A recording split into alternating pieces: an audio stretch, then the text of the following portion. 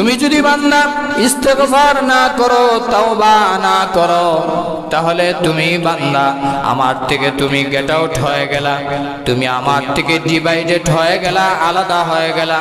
বান্দা ঠিক আছে, তুমি শয়তানের রাস্তা ধরেছো, শয়তানকে দুষ্ট বানাইছো, আমার কোনো আসে যায় না, তুমি তোমার শয়তানের সাথেই থাকো, কিন্তু কিয়ামতের দিন আমি রবের পক্ষ থেকে তোমার জন্য কঠিন শাস্তির ব্যবস্থা রয়েছে। নাউজুবিল্লাহ।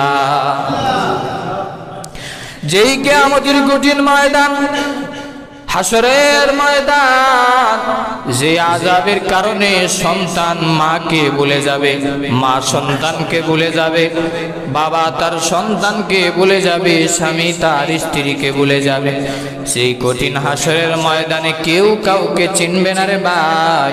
একটা আমল কেউ কাউকে দিবে না। আপন মা পর্যন্ত তোমার থেকে পলায়ন করবে, বাবা তোমার থেকে পলায়ন করবে। এক কথায় হাসরের ময়দানে কেউ তোমার আপন হবে না। তোমার আমল তোমাকে বাঁচায়া তোমাকে জান্নাতে নিয়ে যাবে।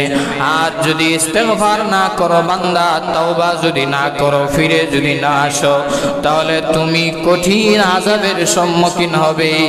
কিয়ামতের কঠিন ময়দানে তোমার ফয়সালা জাহান্নাম হয়ে যাবে। নাউজুবিল্লাহ।